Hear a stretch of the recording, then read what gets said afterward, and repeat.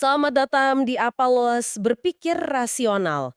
Pernahkah Anda merasa ada semacam kecemasan level rendah yang terus-menerus mengikuti di zaman sekarang?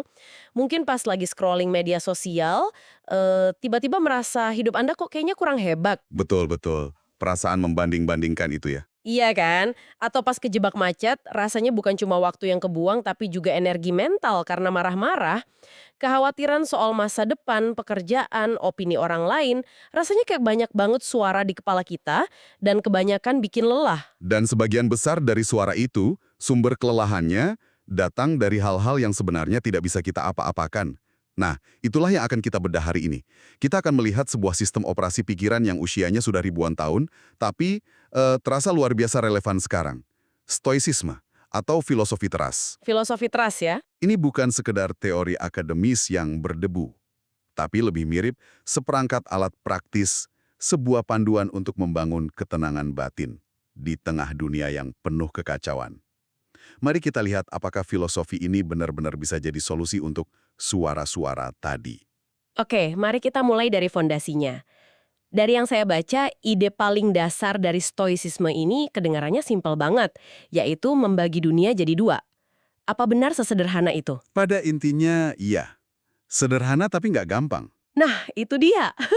Bayangin aja Anda gambar sebuah lingkaran di atas kertas. Di dalam lingkaran itu, cuma ada hal-hal yang 100% di bawah kendali Anda. Oke. Isinya cuma tiga. Pikiran Anda, penilaian atau opini Anda tentang sesuatu, dan tindakan yang Anda pilih untuk diambil. Udah, itu ada. Area kekuasaan absolut Anda, ya di situ. Dan di luar lingkaran itu? Berarti segalanya. Tepat. Di luar lingkaran itu adalah semua hal yang nggak bisa Anda kendalikan. Cuaca, ekonomi global, apa yang teman Anda pikirkan soal baju baru Anda, Reputasi. reputasi, kesehatan Anda dalam jangka panjang bahkan, dan ini yang paling penting, hasil akhir dari tindakan Anda sendiri. Ini yang sering jadi jebakan. Nah, itu dia. Contoh yang paling sering saya alami ya soal media sosial.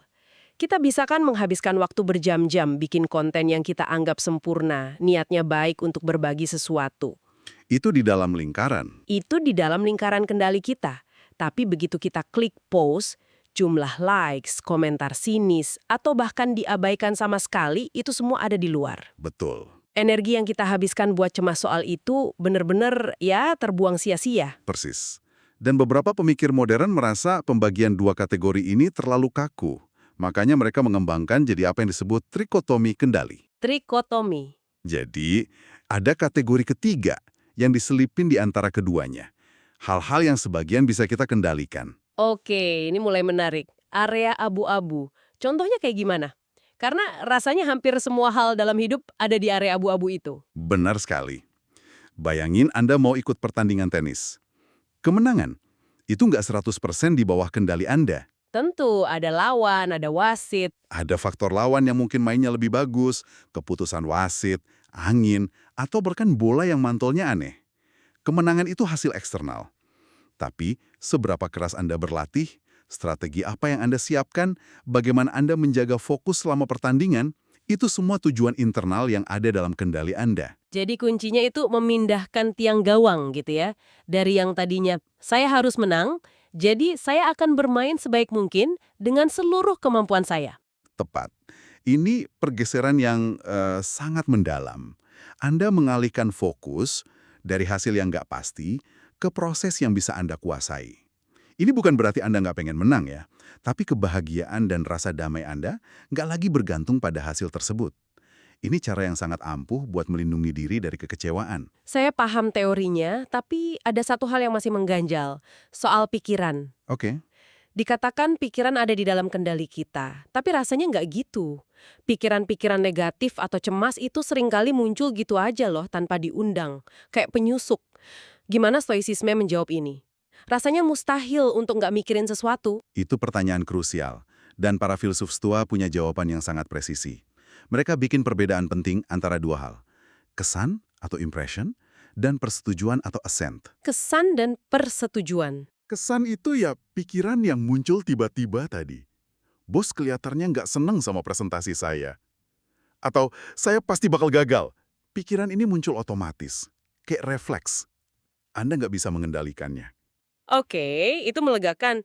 Terus kendalinya di mana? Kendalinya ada di langkah berikutnya. Apakah Anda menyetujui kesan itu?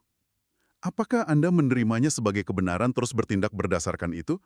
Pikiran, saya akan gagal, boleh aja muncul.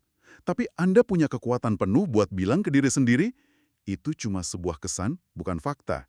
Yang bisa saya kontrol adalah persiapan saya. Ah, Di celah antara kesan dan persetujuan itu, letak kebebasan dan kekuatan kita.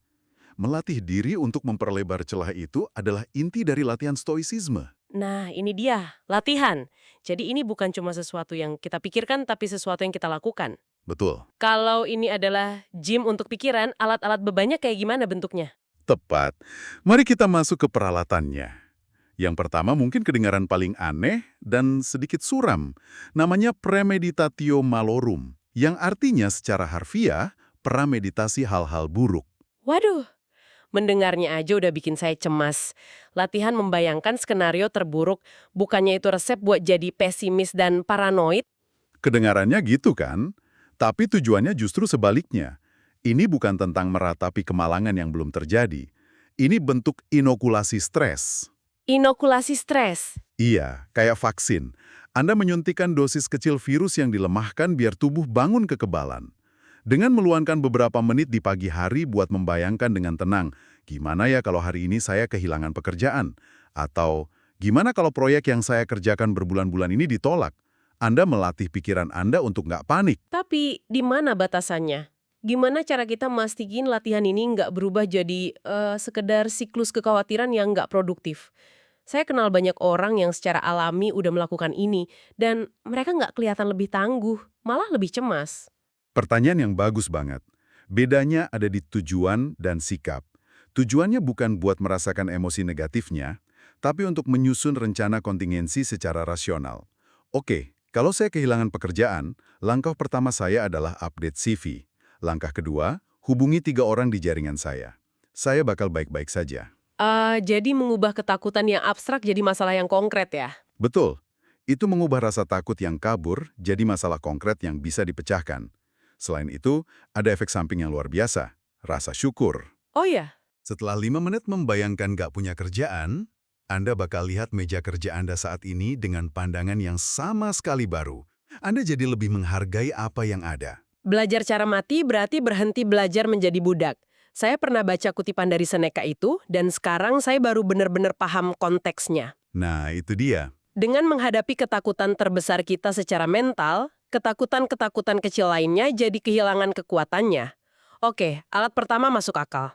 Apa selanjutnya? Alat kedua jauh lebih sederhana dan bisa langsung diterapkan dalam percakapan sehari-hari dengan diri sendiri. Namanya klausul cadangan atau reserve clause. Ini tentang menambahkan semacam catatan kaki di setiap rencana kita. Maksudnya gimana tuh? Daripada bilang, saya pasti akan dapat promosi itu, atau saya akan selesaikan presentasi ini besok, seorang stoa akan menambahkan frasa kayak, jika takdir mengizinkan, atau kalau bahasa modernnya, jika tidak ada aral melintang.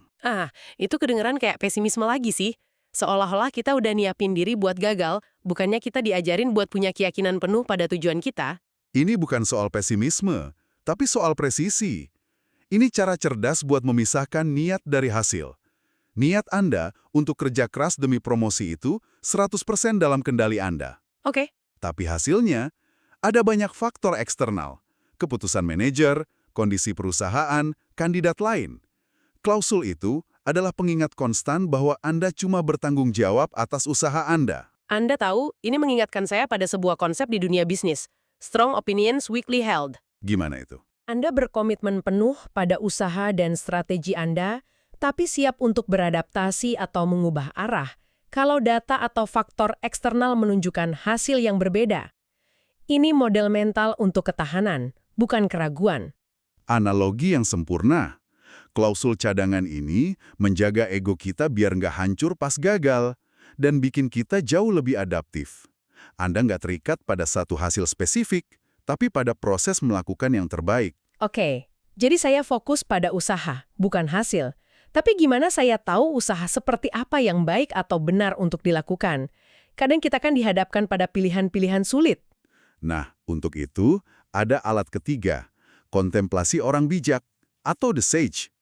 Para penganut Stoa menyarankan kita untuk punya sosok panutan. Panutan? Bisa tokoh sejarah, mentor yang Anda hormati, atau bahkan versi terbaik dari diri Anda di masa depan. Sosok ideal yang berbudi luhur gitu. Lalu, apa kita cuma perlu nanya apa yang akan dilakukan oleh nama panutan dalam situasi ini? Sesederhana itu. Pada dasarnya ya. Tapi ini bukan sekedar meniru. Latihan ini fungsinya sebagai kompas internal. Saat Anda dihadapkan pada dilema, misalnya, mau ambil jalan pintas yang nggak jujur atau tetap berpegang pada prinsip, Anda berhenti sejenak. Hmm, Anda bayangkan sosok panutan itu. Pertanyaan, apa yang akan dia lakukan, itu sebenarnya cara lain buat bertanya, tindakan mana yang akan membuat saya lebih dekat dengan nilai-nilai luhur yang saya pegang? ini mengangkat kita dari keputusan impulsif sesaat ke tindakan yang selaras dengan karakter yang ingin kita bangun. Diri mengelola emosi sendiri. Benar. Apa ada resiko stoicisme ini cuma akan menciptakan individu-individu yang tangguh tapi apatis? Jadi kayak batu karang yang nggak peduli sama ombak di sekitarnya, termasuk sama orang lain.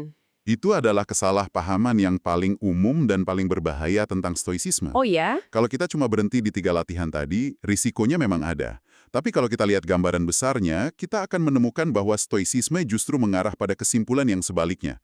Para penganut Stoa adalah salah satu penggagas awal ide radikal yang kita kenal sekarang sebagai kosmopolitanisme. Warga dunia.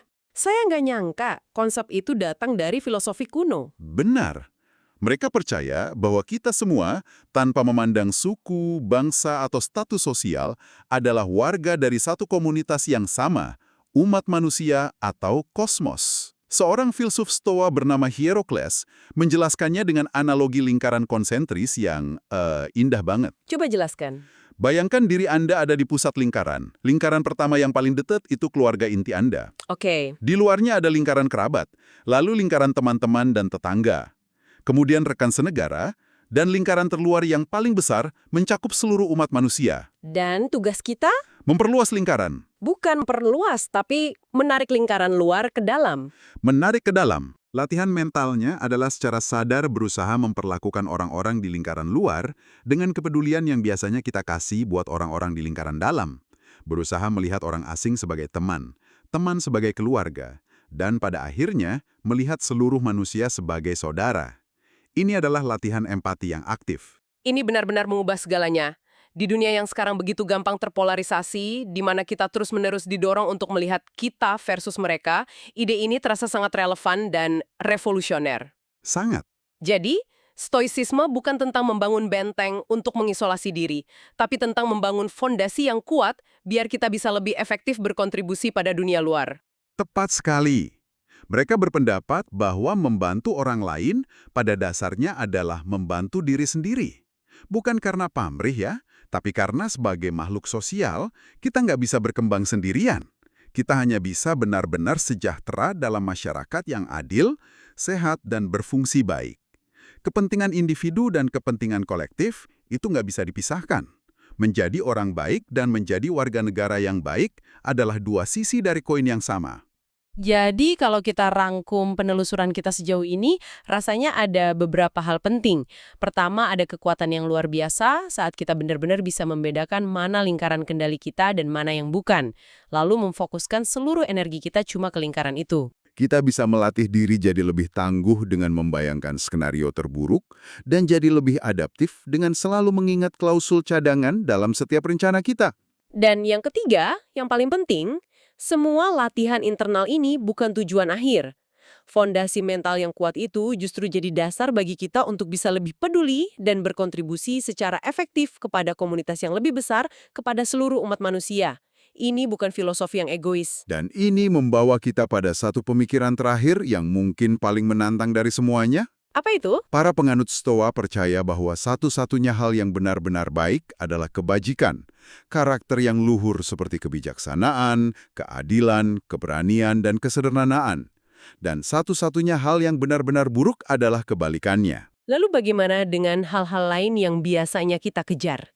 Kayak uang, kesehatan, reputasi. Mereka menyebutnya indifference, hal-hal yang netral.